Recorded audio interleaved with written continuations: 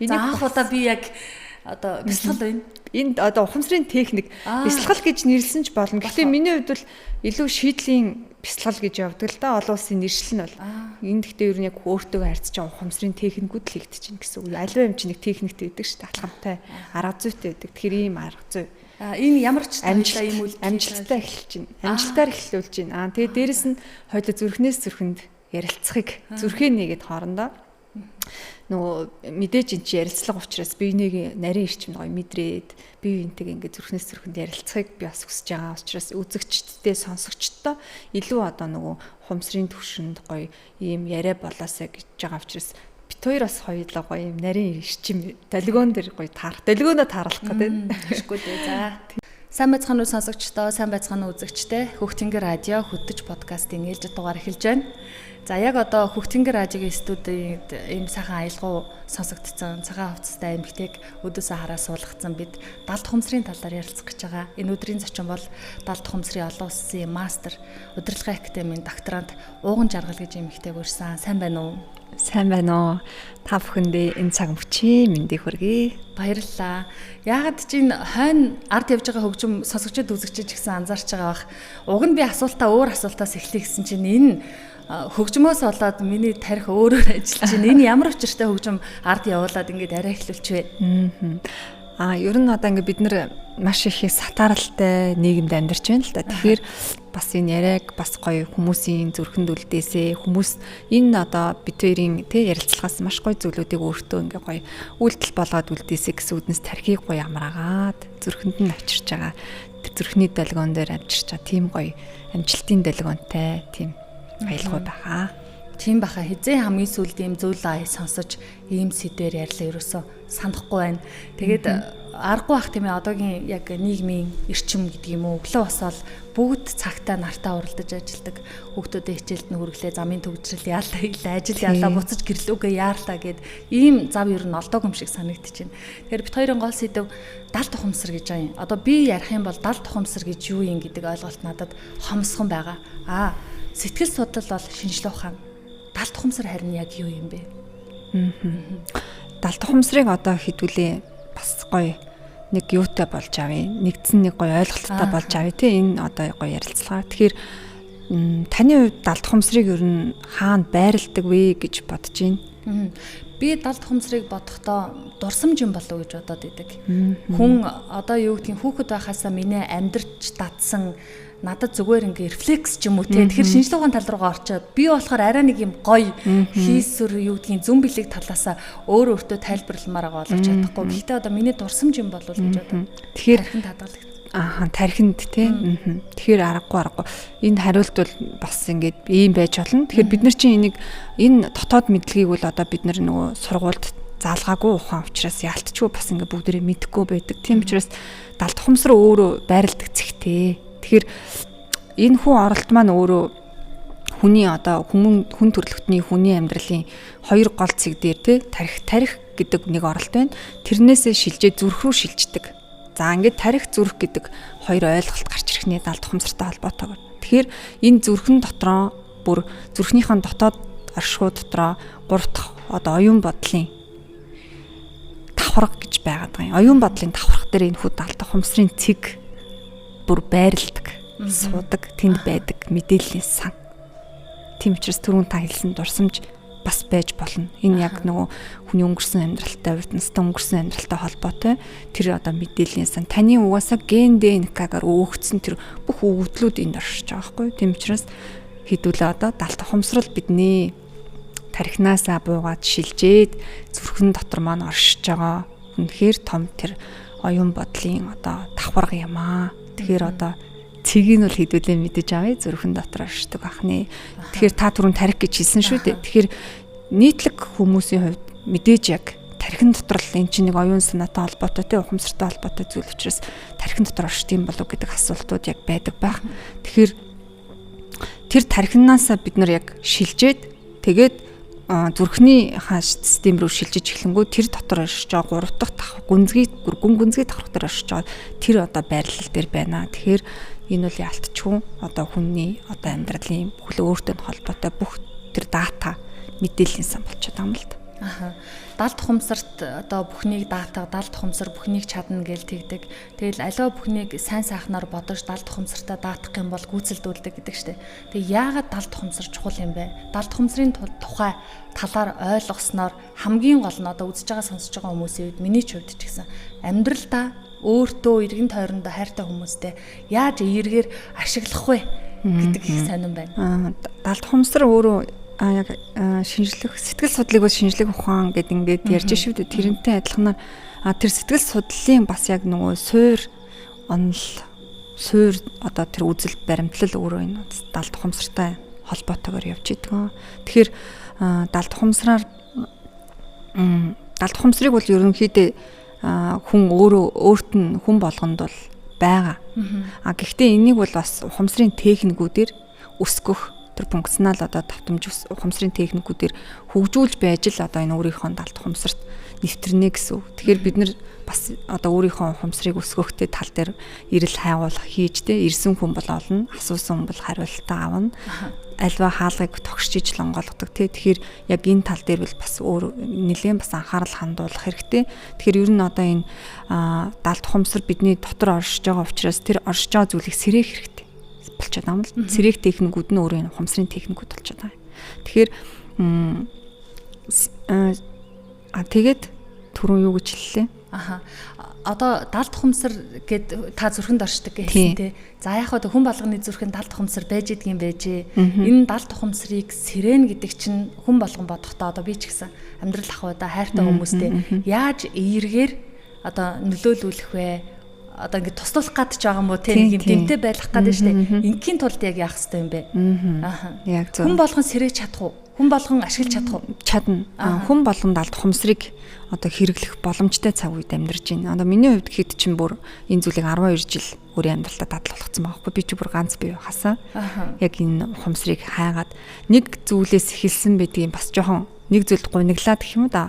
Ер нь яагаад ингэж тэр гуниг нь их одоо бодоход их тийм хөөрхөн л гуниг байсан байгаа байхгүй юу? Яагаад ингэ хүмүүс олноороо тий аз жаргалтай, баяр хөөртэй, сэтгэл хангалуун тэгээд эрүүл ингээд амьдарч болдгоо юм болоо. Олноороо, хотоороо, улсаараа тий нийтээр ингээд нэг юм сайхан эерэг эрчимтэй тийм сайхан амьдарч болдгоо юм болдоо гэдэг гунигаас л энэ ирэл хайгуул эхэлсэн биз дээ. Тэгээд одоо энэ зүйлийг чи амьдралдаа ингээд бүр 12 жилийн турш бүр ингээд өглөөдөө оройдоо тий өдөр тутмын дадал болгоцсон өдөр тутмын амьдралынхаа нэг хэсэг болгоцсон байж байгаа байхгүй. Тэгэхээр далд ухамсар бол хүн болгон энийг хөгжүүлэх боломжтой, нээлттэй. Одоо бол бүр айгүй гоё ингээд цаг үед амьдарч байна.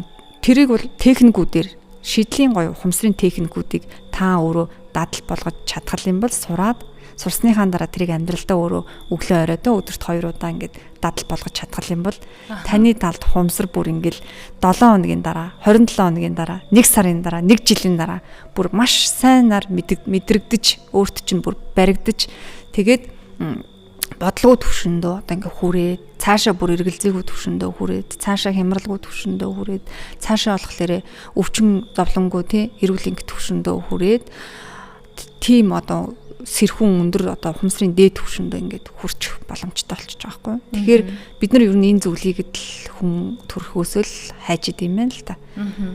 Бодлого төвшин, эргэлзээгүй төвшин гэсэн чи одоо миний бодож байгаа зөвөө та надад хэлж өгөөрэй.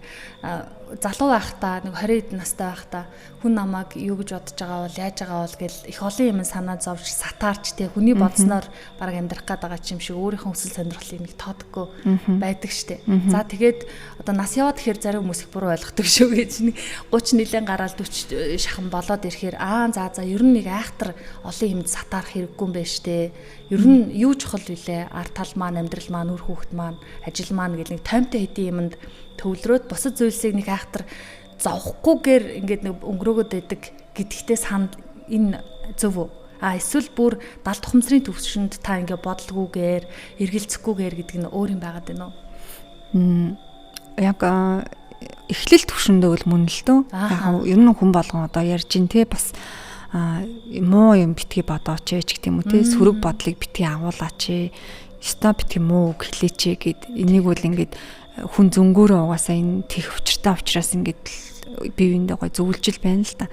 Гэхдээ энийг нөгөө ингээд энэ ингээ өөрөө алдарчдаг байхгүй юу? Хидэд тэгсэн ч гэсэн хүчлэхээр техникгүй явахлаарэ жоохон ингээд 7 хоног явж байгаад ч юм уу те эргээл хуучин нөгөө тэг хүн ингээд нэг сайхан юм бодох гэхлээр нөгөө хүний өөрийн тэр ил ухамсарч өөр аягүй логик сэтгэлгээтэй учраас тэр баруун зүүн тархины чинь ингээд сэтгэлгээнүүд илүү ажиллахаараа нэг гоё юм ихлүүлээл нэг сайхан бодол ороод ирэнгүүт чи чадахгүй штэ. Үгүй чи чадах юм уу ер нь? Чи наадах хийж чадахгүй гэд ингээд өөрийн ухамсар өөрийг бас ингэж хойшин татдаг байхгүй юу? Тийм учраас тэрийг нөгөө тэр ухамсарыг нэвтлэхийн тулд тэр одоо давхаргыг л маш гоё цэвэр потенциал чадамжаар дүүргэхийн тулд энэ зүйлүүдийг энэ ухамсарын шийдлүүдийг хийгээд байна гэсэн үг. Тэгэхээр бодлого төвшөнд очихын тулд бас хөөрхөн дадлууд хэрэгтэй болно л доо. Тэгээд таны түрүүний хилдэгчлэнгээр одоо нөгөө яг тэр нөгөө уг нь яг хилээд байгаа эхний зүйлүүд чинь зөв. Гэхдээ тэр бас л эргээд яг далд ухамсар руу бас шилжиж бид нар наан одоо ингээд өнгөцгөн тархиндаа тэрийг хилээд ахаар хүчилсэн зүйл чинь нөгөө хатуу үзэл болоод хатуу ингээд дүрм журм болоод хол явахгүй болчдөг, удаан явахгүй болчдөг байхгүй юу? Жам ёсны биш болчдөг гэсэн үг. Тэрийг ай зөнгөөр нь яг дотоодоос нь ундаалж тий хүчээр биш ингээд сайхан тийм өөрийнхөө нэг химнэл болгочихын тулд л нөгөө эргээд далд ухамсарынхаа зүрхнийхаа түвшний эргээд 3 дахь давхарга дээр ирж бодлого төвшөнд очиод байгаа байхгүй. Тэгээд манай нөхөр маань одоо бас хэлж ийсэн сүлд яг тэр жишээ санаанд орж иж байна. Чи ингээд ерөнхийдөө юунд ч бүр санаа зовхгүй маа гэх. Бүр юунд ч санаа зовхгүй. Яаж одоо юм бэ чадчихна тий. Тэр манай заслан дээр ингээд тог мог ингээд тасарсан ч гэсэн ерөөсөө санаа зовхгүй маа. Болно доо гэд. Тэгээд ингээд ирээдүйд ингээд санаасарч байгаа юм тий. Ер нь ингээд санаа зовж байгаа зүйлүүд ер нь чамд байдаггүй юм байна. Гэд манай ойрын ингээд хажуу талын манд хүмүүс анзаарч хэлж ин л та тэр. Тэгээд яаж бараг чам шиг ингээд тий болох вэ гэвэл хажуу талаас асууж эхэлж ин асуудаг. Тэгээ би бүр хэлжээсгүй үнэн тий нэрээ ёстой санаа зовхон болцсон. Ёстой бодлого ингээд юмд нөгөө ирээдүйд санаа зовхон болцсон. Өнгөрсөндөө одоо харамсахгүй болцсон. Тэг яг ингээд нөгөө одоо цагтаа яаж ингэж сайхан тий сайхан өнөөдрийн 7 хоногийн ингээд сайхан ажлуудад төлөвлөснөөр ингээд сайхан хийгээл. Тэгээ бусдад одоо сайхан зорилго дээр нь туслаал. Тэгээд тийм ингээд төвшөнд угаасаа очиж л тэнгууд үйлчлүүлэгч нар маань үйлчлүүлэгч нарын хувьд бол бодол угаасаа яалтчгүй их байгаад байгаа учраас эхлээд тусламж авах нь зүйтэй шүү дээ. Тэр хүнийг бие даасан гоё далд ухамсартай болтол нь тий одоо бодлоггүй төвшөнд байж байгаа хүмүүс нь туслаад тэгээд тэр хүний хүсэж ирмэлзэл зорилго дээр нь угаасаа ажиллаад өглөөр яалтчгүй маш их үр дүнгууд гараад байгаа юм л т. Тэгээд нөгөө түрүүн бас дурддагдсан одоо нөгөө далд ухамсараар тий зорилгыг биелүүлж болох уу ер нь хүссэн зүйлээ бүтээж болд юм уу гэж болдог. Ер нь бол энийг амьдралдаа дадал болгочих юм л их амархан. Тэгээ мэдээж хувь хүний хүсэл ирмэлзэл гэдэг зүйл энэ орчлон дэлхийд тий ямар нэгэн хүн одоо орчлон дэлхийдээ зөрчилдөхгүйгээр сайхан байх тий мэдээж л тэр хүн буруу орчлон дэлхийдээ зөрчилдөх хүсэл ирмэлзлийг л гаргаж ирэхгүйгээр тэр сайхан зүйлүүдийг хүсэх юм бол тэр хүсэл нь мэдээж тэгэхээр эерэг байх нь шүү дээ. Тэр хүнд ээлтэй ивэлтэй тийм зөв хүсэл ирмэлзэл байх юм бол далд ухамсар бол тэрийг биелүүлдэг. Тэр хүн үнэхээр өөрийнхөө зүрхэнд өөртөө дотооддоо оршиж явахад бол тэр үнний ялгааг бол угаасаа үннийг олж харах чадвар гэдэг зүйл бол яг үннээрээ байж төвчрс тэрийг бол олоод харчдаг, өөрийнхөө үннийг олоод харчдаг. Тэгээд яг тэр өөрийнхөө мэрэгэн ухаан дээр ирж байгаад өөрийнхөө 7 хоногийн зорилгыг биелүүлэх. За амьдралд учраад өдөр тутмын тэр саад бэрхшээлүүдийг сорилтуудыг яаж давах юм бэ те?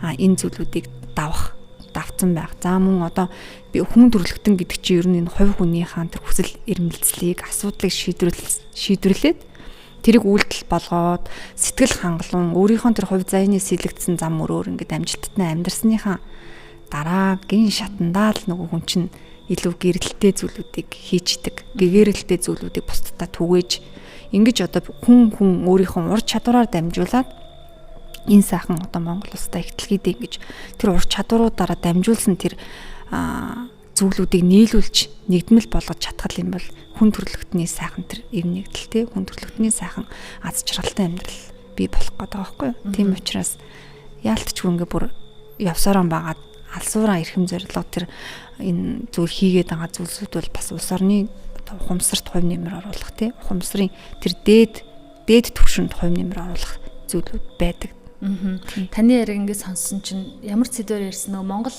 ардын зүүрэг, Монгол ухаан гэж агуу байгаад байдаг штэ. Тэгээ нөгөө санаа зөв бол заяа зөв, амны бэлгээс аштын бэлэг, муухай үг үйлдэл хийж болохгүй гэдэг нь цаагаараа миний хувьд ингээд бодсон чинь далд хумсартаа ингээд зүрх цэцүүгээр нөлөөлөд байгаа юм шиг бас санагдчихээн.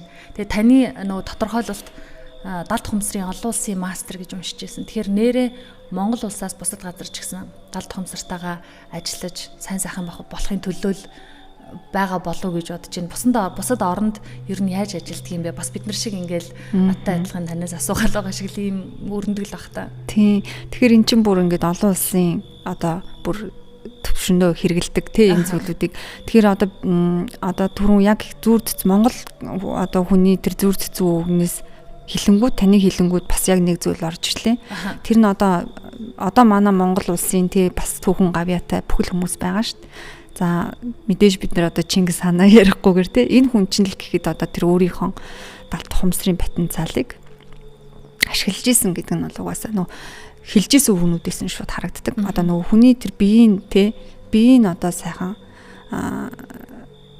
хүний биеийг сэтгэлийн татсан бахад бие нь хаа холдох вэ гэж нэг үг байдаг штэ. Тэр үгэн дээрээс гэхэд л яг тэр нөгөө сэтгэлийн оюун санааны давхаргынд татсан байхад тэр хүний бие хаа холдох вэ гэдэг далд хумсрын тэр бүр 3 дугаар түвшний тэр ойлголт гарч ирж байгаа байхгүй.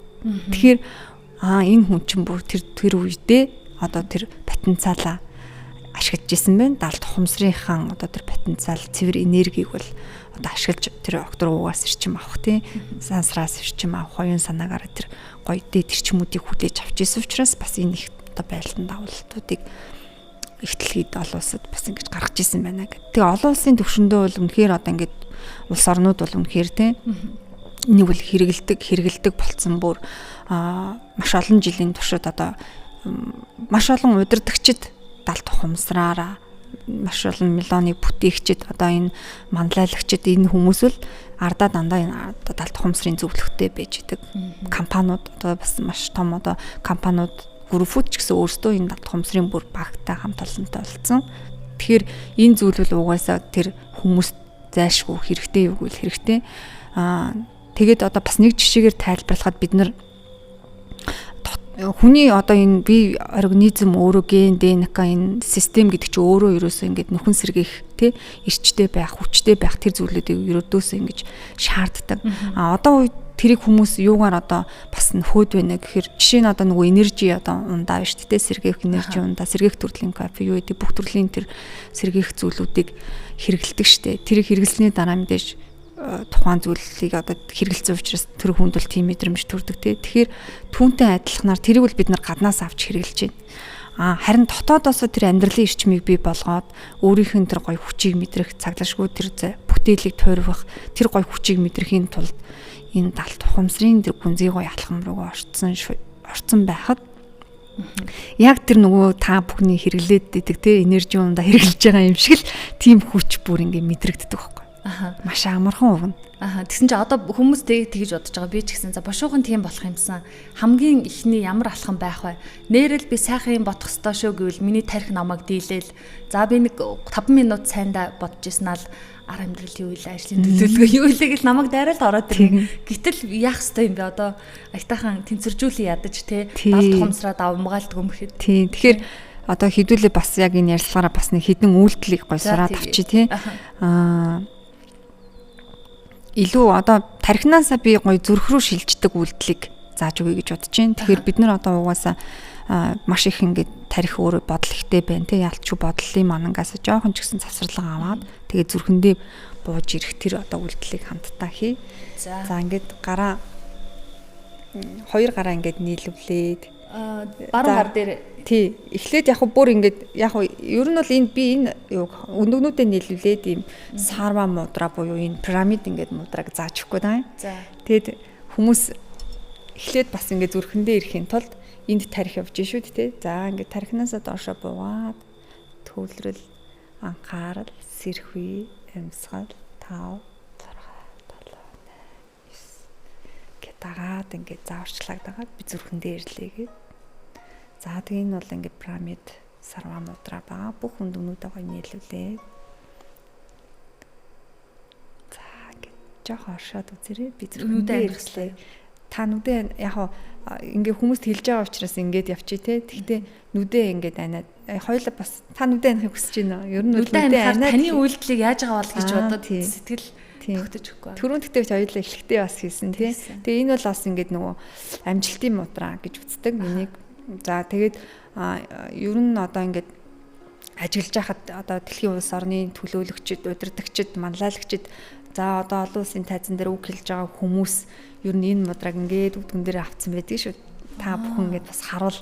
Тэгээ бас энийг ингээд шалгалт өгөхийн өмнө одоо би бас сурагч нарт их зааж өгдөг.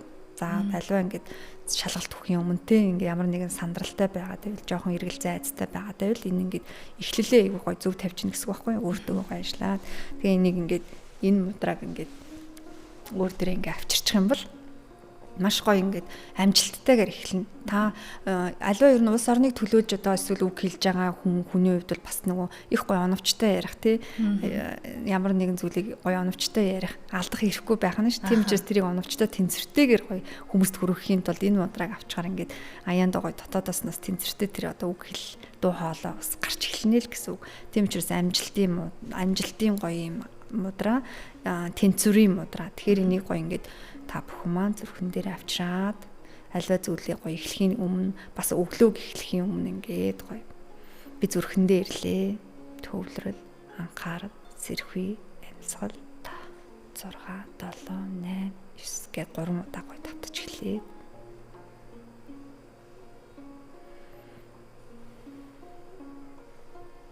Төвлөрөл, анхаарал, ухамсар, сэрхий, амьсгал 5 6 7 8 9 би зүрхэндээ төвлөрлөө авчирлаа.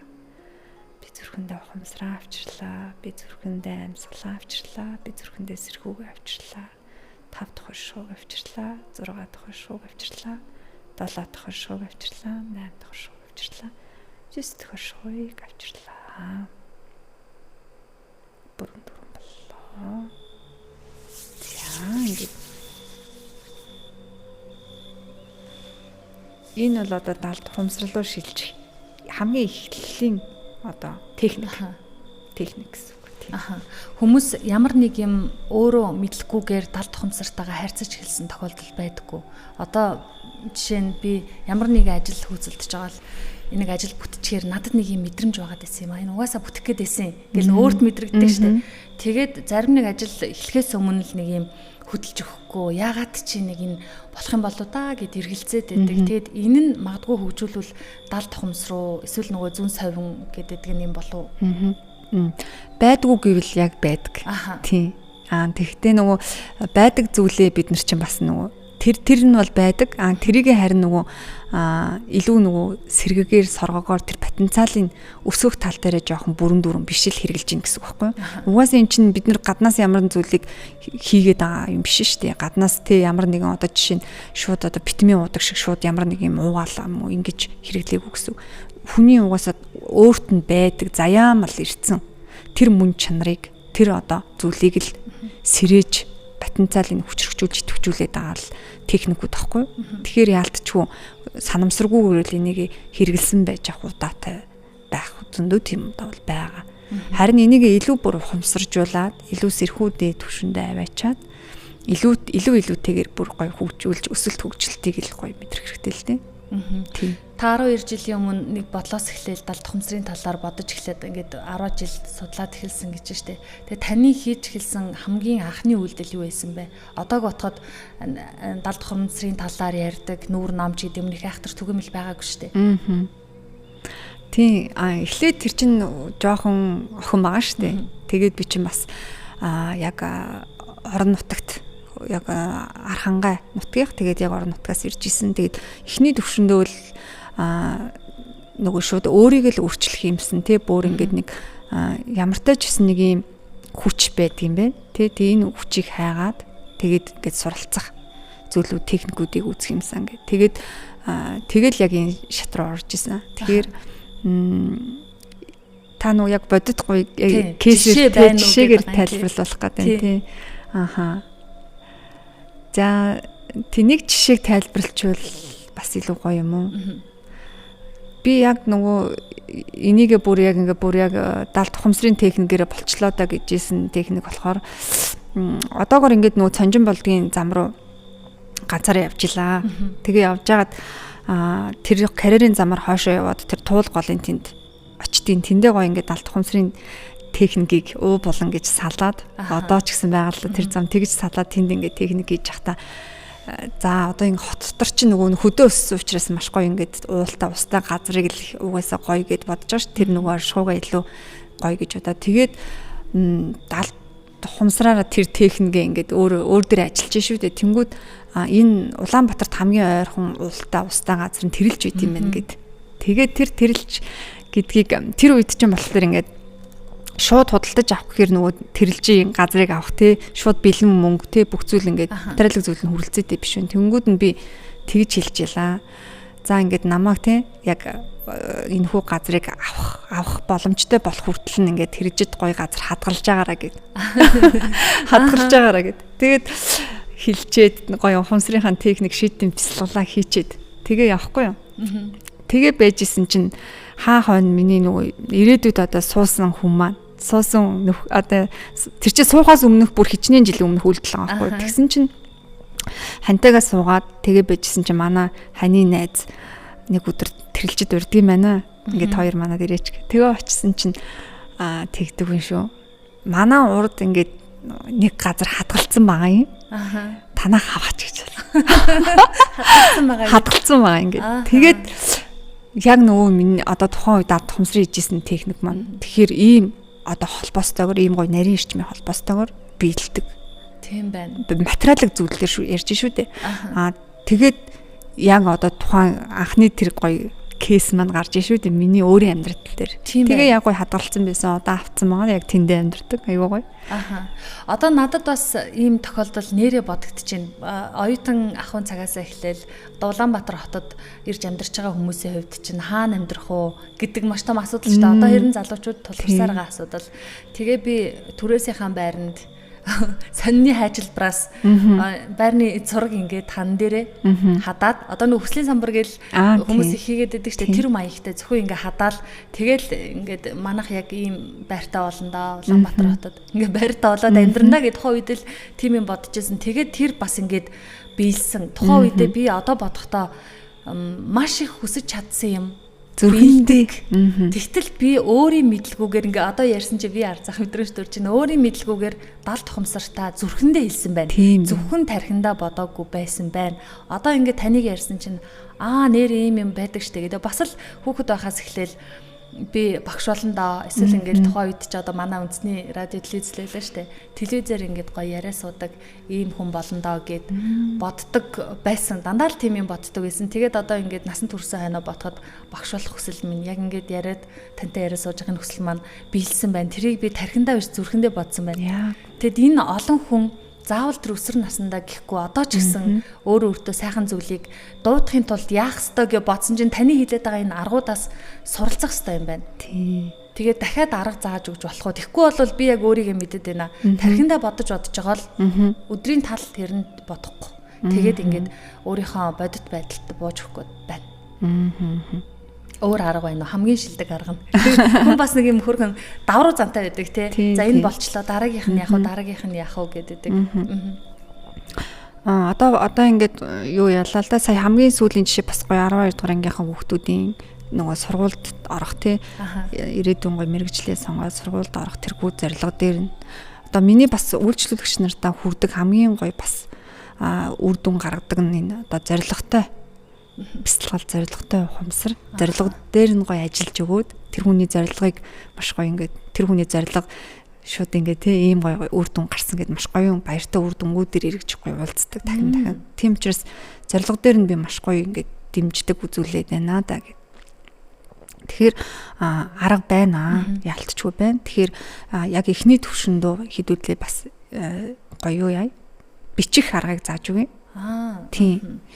Тэгэхээр та одоо саяны миний их түрүүнд зааж өгсөн гоё юуг эхлэлийн гоё тэрхүү мудра тий пирамид дэмжлэлтийн мудраг авч байгаад тэгээд юу яа яг гоё зорилгоо ингээд гоё тэр чинь бас юутай л да хөөхөн техниктэй зорилгоо болохоор та одоо цаг дээр хэрэглэнэ. Монгол хэлний Ж үсгийг хэрэглэнэ гэсэн үг. За тэгээд одоо цагаа хэрэгдээд жишээ нь одоо сургуульд те Шанхайгийн их сургуульд орох гэж байгаа хүүхэд байлаа гэж те. Тэр хүүхэд одоо яг тэр Шанхайгийн их сургуулийн тухайн Шанхай хот те яг энэ сургуулийн яг ийм нэртэй сургуульд би яг энэ мэрэгчлэр сурах гэж байлаа гэхэд би яг 2026 онд хугацаагаа бичээд 2026 онд яг одоо энэ хүү мэрэгчлэр амжилттай энэ хүү сургуульд орж байгаадаа бүрэн дүүрэн талархаж байна гэх. Тэгээ орохын тулд хэрэгтэй байгаа бүх их үүсвэр, мэдлэг, мэрэгэн ухаан, эрч хүч, нөөц, батинцаал, чадамж, дадлуудыг хэрэгжүүлэлтүүдийг, бодит өгдлүүдийг би өөрийн дотоодос урин залж байна гэх.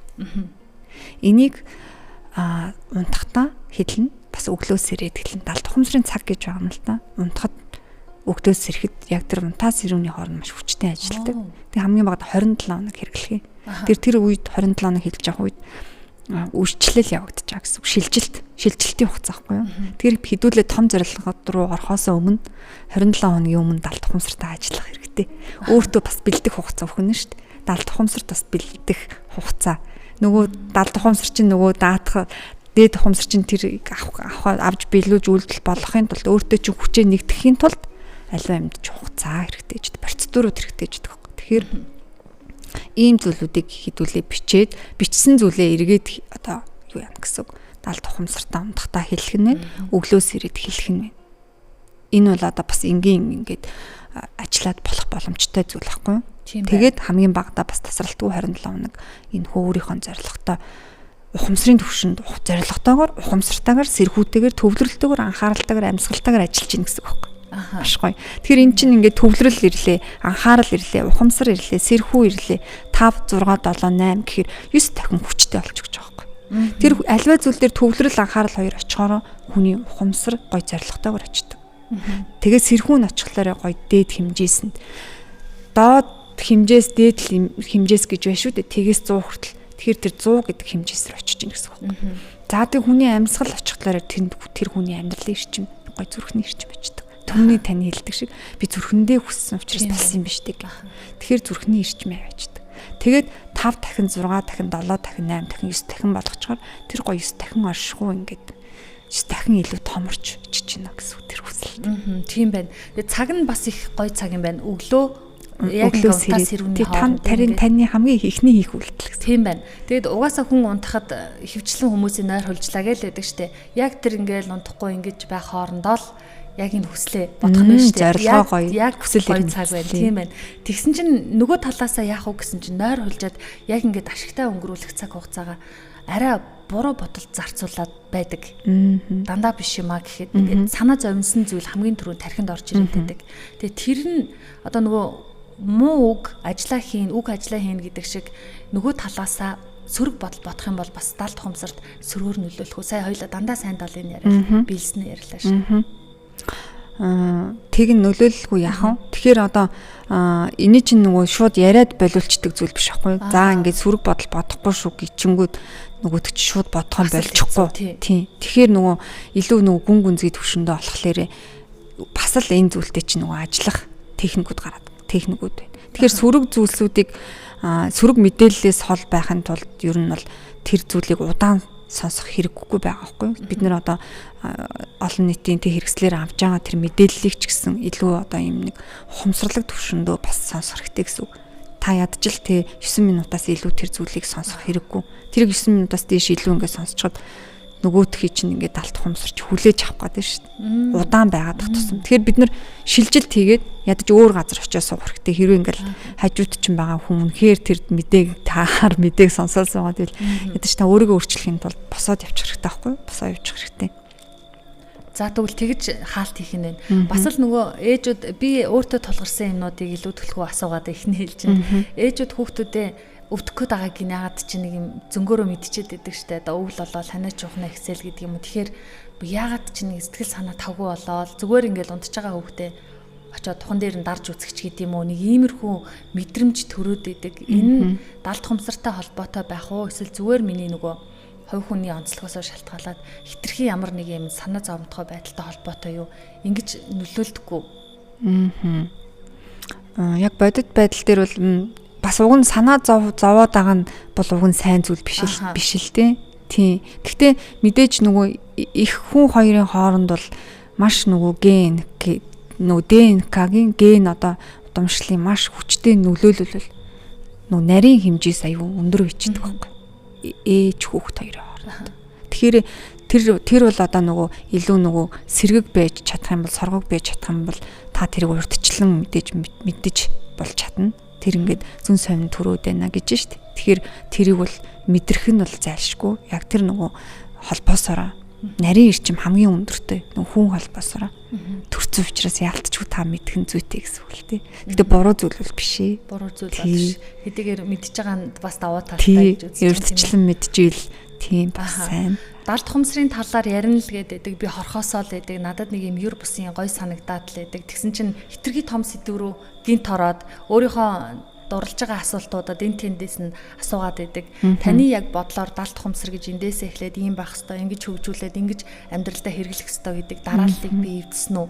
Одоо далд хумсрын талаар ярьж хахад чухал асуудлууд та хаана үлдсэн бэ? Та энийг одоо сонсогчдод үзэгчдод тэгээ илүү нөгөө зэгцтэй болгож өгье. Сая бол би ерөөсөө ингэ дураар бужигнууллаа штэ. Эндээс ч нэг асуугаал өөрийгөө ч нэг яриа л.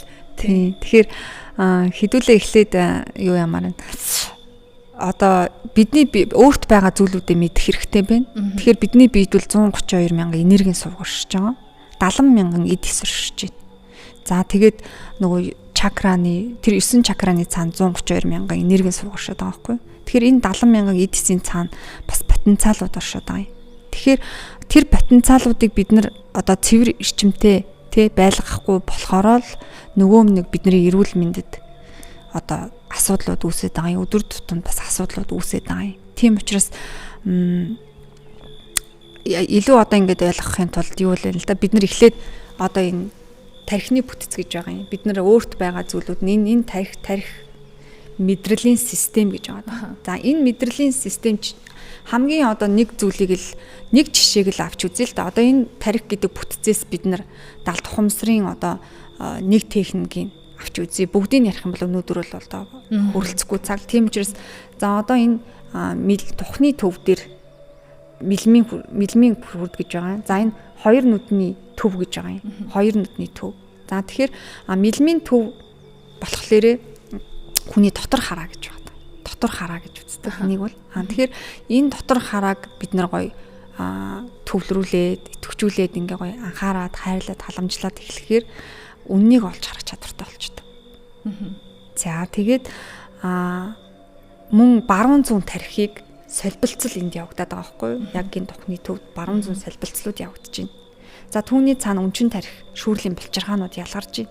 Тэгэхээр энэ шүүрлийн булчирхаануудыг тэнцвэртэй байлгаад ирэхээр бид нар маш гоё тэнцвэртэй амьдралыг бий болгоно гэсэн үг.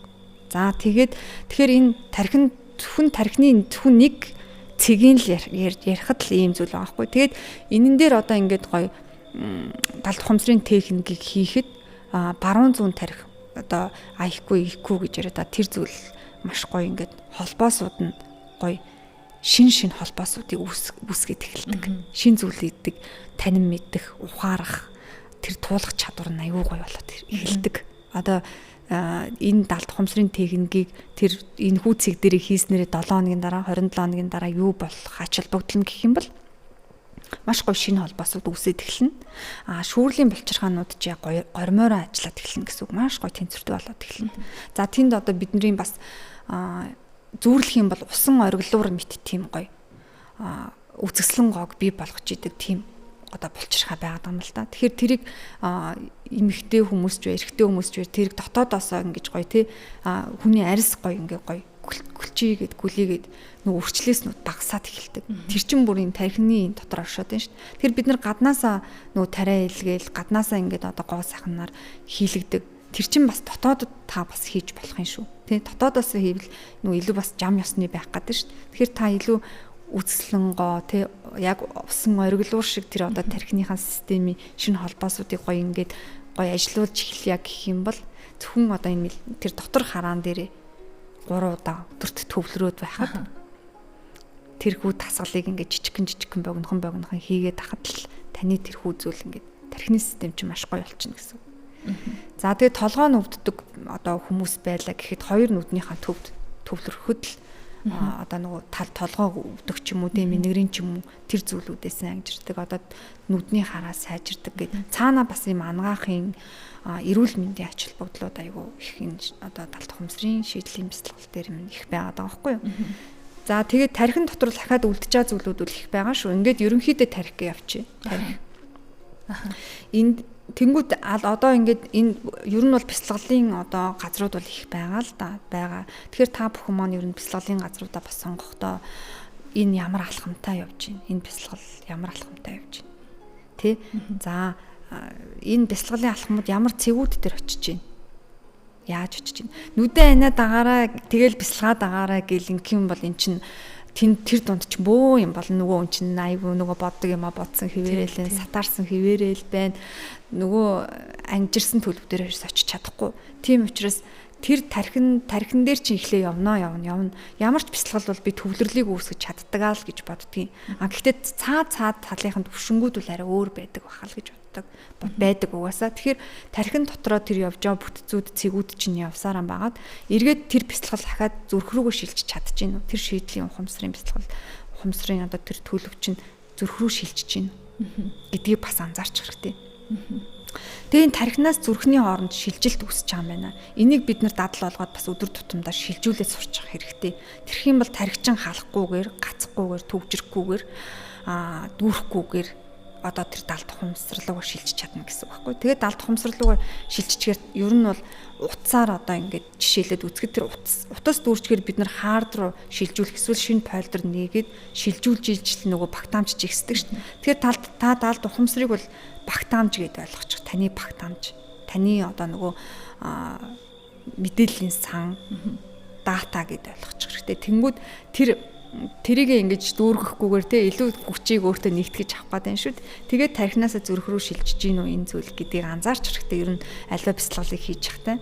Тэгэхгүй ингээд тархин дээр үлдчих юм бол тэндээ төвлөрөөд үлдчих юм бол тархин дээр л ингээд тэр төгжээсээ тайлж чадахгүй, тэр төгжээсийг мулталж чадахгүйгээр тэндээ бодол эргэлзээтэйгээр маш их эргэлзээтэйгээр үлдчихэж байгаа байхгүй. Та бясалгал хийдгүү гэхээр би одоо олон үйлчлүүлэгч нар асууж хийдгээл гэдгийг. Тэнгүүд тухайн бясалгал нь одоо яг тархиныхаа төвшөнд үлдсэн байвал надад бас харамсалтай л байгаа байхгүй юу. Та тэрийг мэдхүү. Одоо энэ хүний бясалгал тархиныхаа төвшөнд байгаад байна уу? Үнэхээр нөгөө бодлого эргэлзээгүй болтлоо. Зүрхнийхаа төвшөнд хүрсэн үү гэдгийг анзаардгүй. Ярилцахаар мэдхүү. Ямар шинж тэмдэг илэрх үү? Одоо би ингээ яг түрүүн та яг миний бодож ирснийг хэлжлээ. Нүдэн анаарэ гэдэл би үнэхээр анаа л чадна. Өөрийн бодсноо үл бодоогүйгээ худлаа ярьж чадна. Гэтэл ямар шинж тэмдэг илэрх үү? Яг хэлж байгаа тэр үгнээс нь асууж ш таны хийж байгаа бясалгал зүрхний цэг дээр ч явчихж ийсэн үг гингүүд үгүй ээ очиж байгаагүй гэх юм бол тэр төвшөндөө очиагүй илүү нөгөө чандын төвшөндөө гүн гүнзгий төвшөндөө гүн амар амгалан төвшөндөө очиагүй байна л гэсэн. Тэнгүүд танд бодол байна уу? Байна гэх юм бол очиагүй л байна шүү дээ. Ягаад тэр бодол чинь тархинд биш нөгөө зүрхний дотоод алхам дээр чинь байгаа байхгүй юу? Тэр бодлын давхраг гэдэг чинь зүрхнээсээ дотогшоо, махан биенээсээ дотогшоогоо бүр алхам байгаа байхгүй. Оюун санааны давхраг дээр чинь очиж чадаагүй юм чинь бодол байсан, байх нь гарцаагүй шүү дээ. Бодол байна гэд тэр хүн хэлэхэд л мэдэгдчихэв гэсэн. Ингээд бариад авдаг байх нэ. Үнэхээр очиж үгүй юу гэдгийг маш амар. Тийм байна. Одоо үеийн хүмүүс ой санамж их богинохон болцсон. Одоо хилээл цагийн дараа хэдэн минутын дараа мартчихдаг. Сууж чадахгүй болсон, төвлөрч чадахгүй болсон. Тэгтэл та ингээ бясалгал хийх гээд ухамсараа сэрээе, тархиндаа биш зүрхэндээ очие гэдэг. Тэгээд ингээ харж агаад хүний нүднээс анзаарахгүй ингээл сууж чадахгүй ингээл нүдэнгөө гэд ч тийм үү тогтохгүй та бясалгах гээд байдаг. Хэр хүндрэл учрах уу? Одоо 10 хүн сууж ялаа хэд хэр төвшөнд байна бидний ухамсар. Зүг. Тий яг тэгдэг. Тэгэхээр олон хүмүүсийг бол жишээ нь мянган хүнийг бол тэ нэг төвшөнд авчрахын тулд бол миний бас нэг эхэлдэг дасгал байдаг л да. Тэгээд тэр дасгалаар эхлүүлсэн байхад тэр хүмүүсийн долгион яг ингээ буугаал ирдэг байхгүй. Бууж ирээл тэгээд л түүнд ингээ төвлөрлөө өгөөл анхаарлаа өгчлөөр сайхан нэг төвшөнд сайхан зүрхэн дээр аниргүй болоод эхэлдэг байхгүй. Тэгэхээр тэр чинь бол яалтчгүй ингээ олон хүмүүстэй ажиллаж байгаа үед олон хүмүүст үйлчлэгээ үзүүлж байгаа үед л яг тулгардаг. Тэгэхээр өөрөө хийдэг техникээ хийгээл сайхан бүгдөө бөөндөө зэрэг хийгээл буугаад ирнэ сайхан зүрхэндээ техник л байгаа юм л та. алхмууд л байгаа юм. Аха. Нэг хүний бичснийг харж исэн чинь одоо далд хумсарт нөлөөлөхийн тулд хүн дандаа сайхан зүйлийг бодож, сайхан хүслээ биелүүлэхийн тулд, сайхан байхын тулд, амар тайван байхын тулд л ажиллаж байгаа штэ тийм ээ. Тэгсэн чинь таны зөв хүсэл бүхэн биелэх болтгоо гэж бичсэн байсан. Тэгсэн чинь би нэрээ юу илээ? Хүний хүсэл болгон сайхан байдаггүй штэ. Зарим тохиолдолд зарим хүн муухай юм хүсдэг штэ гэж би хүн нэр аягүй сонин тэгж бодож исэн. Тэгэхээр та далд тухамсрыг муухай бодлоор, муухай даалгавраар, онцгүй даалгавраар идэвхжүүлж болох уу? Тэр хинт сөрөг нөлөөтэй вэ? Одоо магадгүй хин нэгэнд муухай юм бодож байгаа бол бимишүүл гэж хэлүүлэх гээл байна л да танаас тий. Бас их гоё асуулт шүү тий. Наа чи өстой зөв асуулт байна. Тэгэхээр ийм л дээ далд тухамсар тэр муу зүйлийн төлөө харамсалтай ажилтгүй. Ашиггүй тий. Бүр. Тэгэхээр ер нь юм баггүй бид хувь хүний хүсэл эрмэлзэл өөрөө энэ улс орондоо гариг тэг их дэлхийд зөрчилгүй байх хэрэгтэй. Сүрэг нөлөөлөлгүй байх хэрэгтэй гэсэн орчиндоо. Орон зайдаа өөрийнхөө амьдарч байгаа орон зайд улс орныхоо хувьд тэр одоо тэр муу үрийг тарих тийм хүсэл эрмэлзэл уучлаарай тийм хүсэл эрмэлзэл би ихгүй шүү угаасаа. Тийм учраас тийм зүйлийг хүсээд тэрвгүй л гэсэн үг. Энд чи өөрөө жам ёсны зүйл ахгүй далд тухамсргээд эцээцдийн чи өөрөө жам ёсны зүйл учраас ай зөнгөөрөө та өөрөө тэр зүйл өөрөө энэ тэ таны хувь заяанд хэрэгтэй байж иж чухал бус чухал зүйл тэгээ энэ хүсэл тэр дотроо чухал дотроо ахаад таны хүсэл эрмэлзэл чинь бүр таны хувь заяанд илүүтэйгээр өгөөжтэй байж иж амжилттай байж иж гоё эрэг нөлөөллүүдийг авчирсан байх юм бол бүр илүү гоё биелдэг. Тэгэхээр яалтчгүй л энэ зүйлийн эрэг байх тусмаа. Тэгээд илүү одоо тэр таны хувь заяаны одоо тэр даалгавартай илүү нийцсэн байх тусмаа л илүү гоё. Нөгөө цаг хугацааны үед илүү түргэн биелдэг. Тэгээд нөгөө эргэлзээгүй төлөв дээрээ очисон байхад байж ижил. Тэгээд үүнд очихын тулд мэдээж эргэлзээгүй төлөв дээрээ очихын тулд эхлээд эргэлзээгүй хүмүүсээс зөвлөмжөө аваад тэгээд та бол гарцаагүй чадна. Таны дотор бол тэр одоо их ухамсар, мэдлэгийн далай таны дотоод багшуул байгаа. Тэр биеэ даасан дээд ухамсарыг та олж авч чадна. Тэгээд авахаасаа өмнө алхмуудаа хийгээд авчих юм бол үнэхээр боломжтой. За хүмүүс хин нэгнтэй ярилцж байхад хин нэгний яриаг сонсож байгаад бодит жишээ ярих юм бол илүү их итгэдэг. Нэрээ тийм байна гэд заавал нэг нүдээр харж иж гараараа барьж иж итгэх гээд байдаг шүү дээ. Та энэ 10 жилийн хугацаанд хүний хин нэгний далд хумсартай ажиллаад танд эргээд талархлаа илэрхийлдэг дээ. Баярлаа, би ингэчлээ, тэглээ гэдэг нөх хүн өөрөө мэдгүйгээр л биччихдэг. Тим жишээнүүдээс та ярьж болох уу? Одоо хэрэн та давхар баярлдаг. Ямар гоё юм бэ? Нэрээ миний ажлын үр дүн. Нэг талаараа бас таны ажлын үр дүн шүү дээ. Тэр хүний хүсэл биелэгч гэсэн. Тим жишээ байна уу? Бага. Зөндөө их байгаа л та. Тэгээд одоо энийг одоо бүгдийг ярих юм бол бас юу л вэ? Тэ хүрэлцгээргүй их.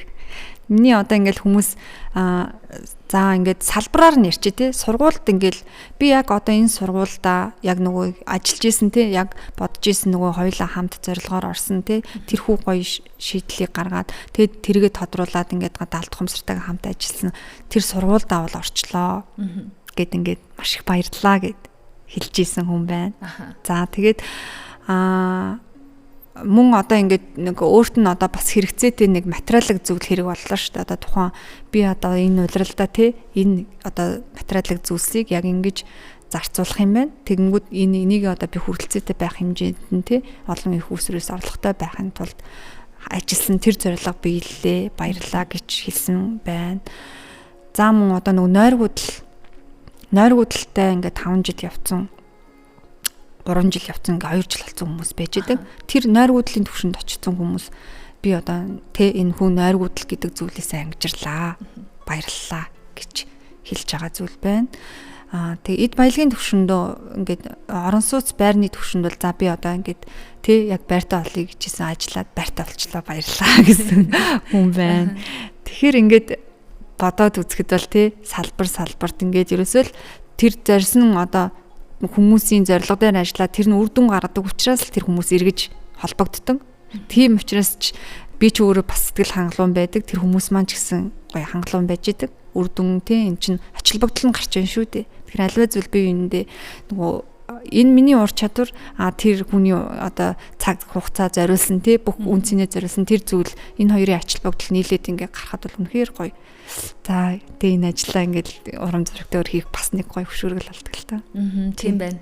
Тэгээ яг ингээ бодоод исэн чинь азар зарим нэг мэдгүйгээр далд хумсартайгаа зөв ажиллаад бүтээсэн байна. Тэгэд хүмүүсээс асуухад ийм жишээнүүд их олон ярьдаг штэ тий. Би ингэж хүсэж мөрөөдөөд би ингэж тэмдэглээд биелцэн гэдэг. Гэтэл энэ далд хумсартайгаа ажилласных байсан юм байна да гэж би одоо бодоод байгаа.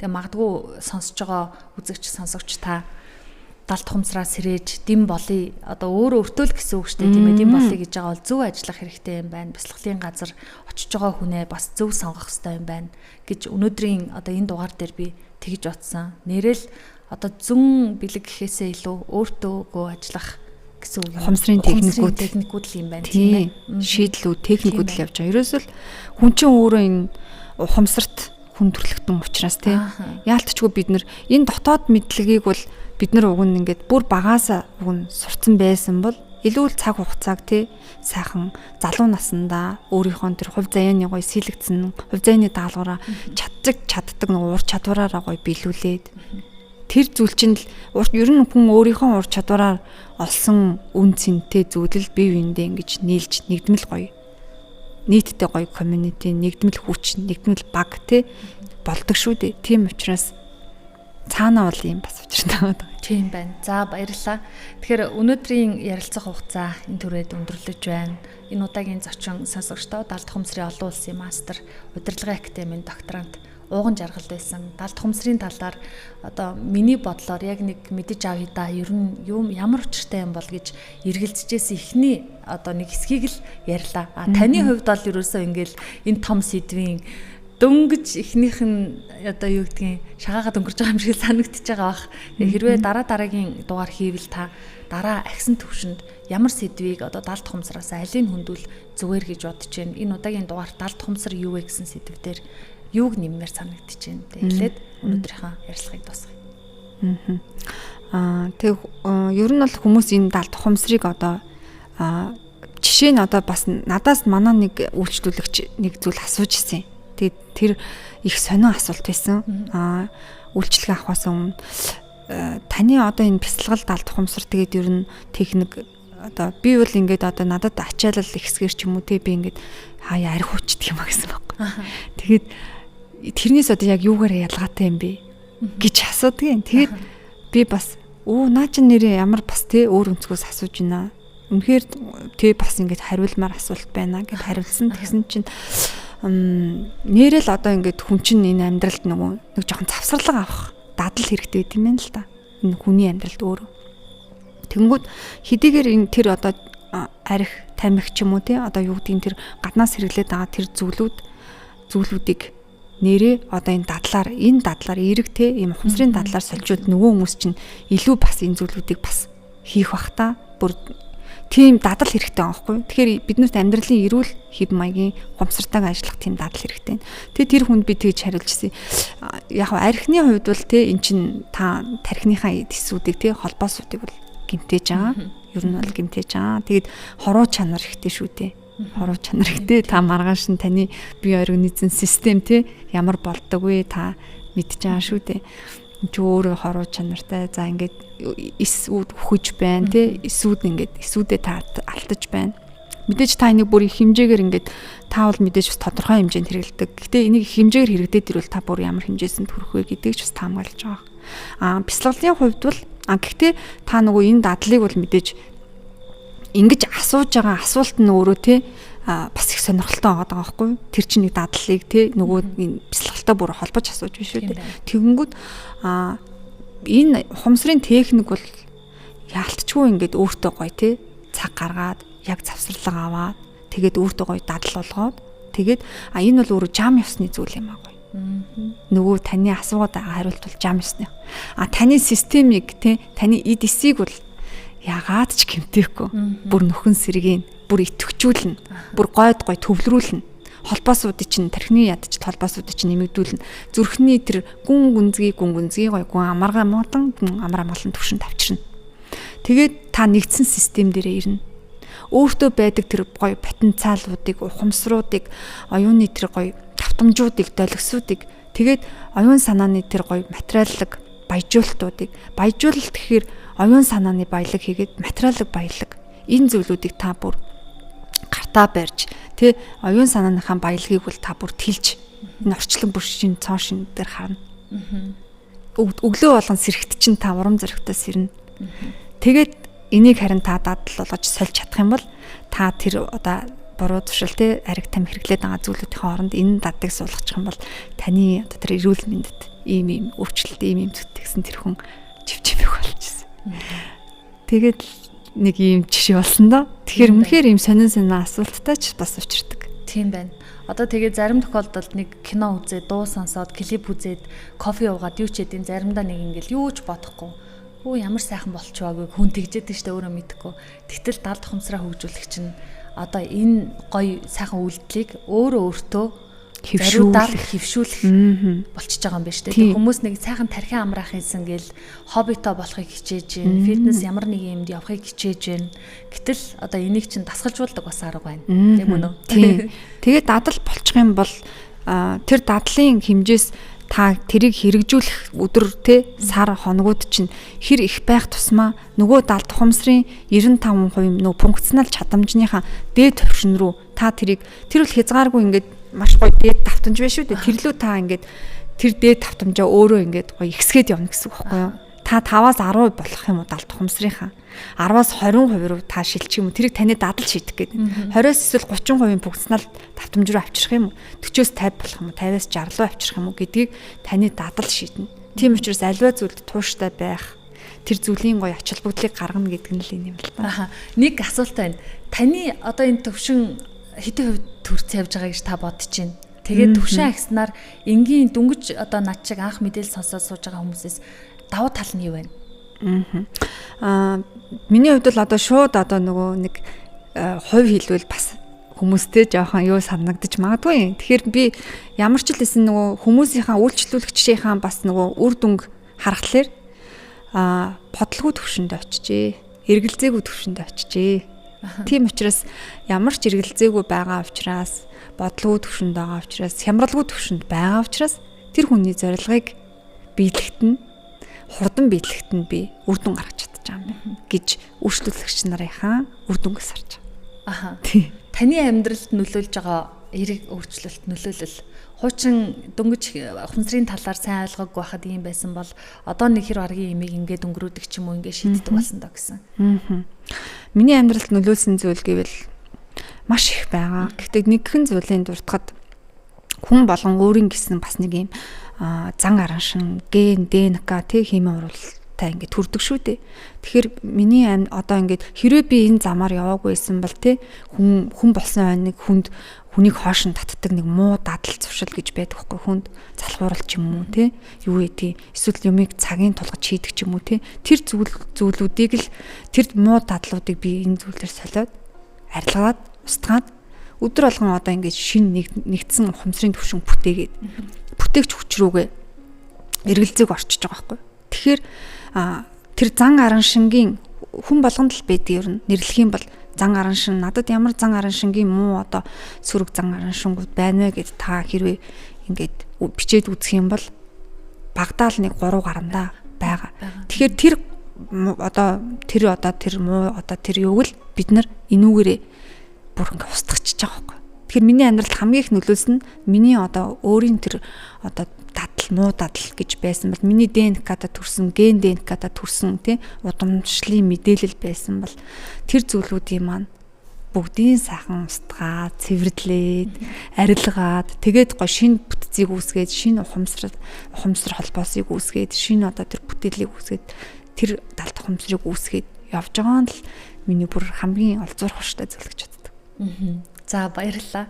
За энэ удаагийн подкастын түрээд өндөрлөж байна. Далд ухамсарын олон улсын мастер, удирдлагын академийн докторант Ууган Жаргалтай далд ухамсарын талаар ярилцлаа. Тэгэхээр Хөх Тэнгэр радио, Хөх Тэнгэр подкаст сонсогч та бүхэнд одоо өдөр тутамдаа нэвтрүүлэгч хөтлөгчд маань хүргэж байгаа. За миний хувьд бол хөтөж подкастаа сонсогч та бүхэн 7 хоногт нэг хүргэж байна. Хөгтөнгөр радиогийн пэйжээр болоод YouTube суугаар за мөн Улаанбаатар хотод 82.9 долгионоор хүлээ аван сонсох бас боломжтой. Дараагийн дугаараар эргээд уулзъя. Хөтлөгч Аймаа хамт байлаа. Зочиндоо бас баярлалаа. Эргээд уулзахын ерөөл тавья да. За та бүхэндээ маш их баярлалаа. За баярлалаа.